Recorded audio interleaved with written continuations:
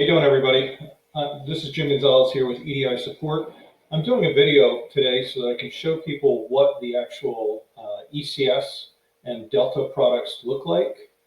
This is basically just a demonstration system that I have here.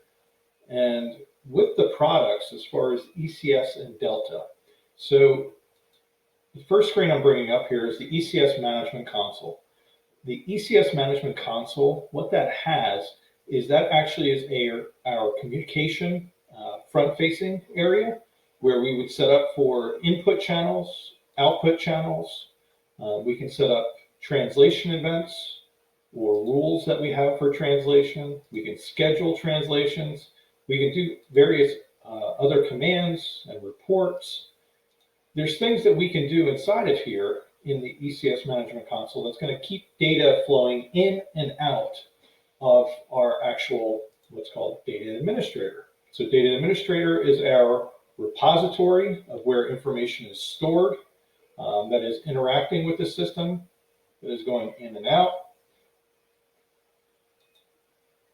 We also have our translation or mapper that is called Delta. Inside of Delta, you have your translation maps, and most of your standard translation maps are going to consist of three pieces. You're going to have your source, your target, and your actual translation mapper. As you can see, the mapping tool that we have here with Delta is pretty user-friendly in a drag and drop scenario, in which if we want to add something to this, we can drag from our source, drop to our target, it'll add it in our actual translation map. The map that I have here open as a sample is just a simple data file to an actual raw EDI 850. The Delta is able to do is a true any-to-any translator. It will do XML, it'll do databases, it'll deal with HTML, data files. We can also do EDI to EDI. So pretty much anything you want to throw at this translation software, it can handle.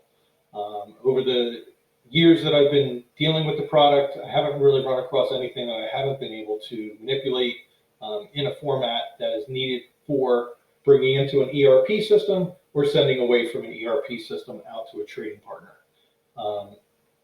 So with most of that being said, you can also see that this software is stored in a SQL database. There's ECS and an ECS archive. This database for SQL can be either loaded on the same machine or same server as your installation of ECS, or it can be on its own separate SQL server. One of the niceties with the ECS is you have a server, and then you can actually install a client so that you can give access to your other users that are outside of your server.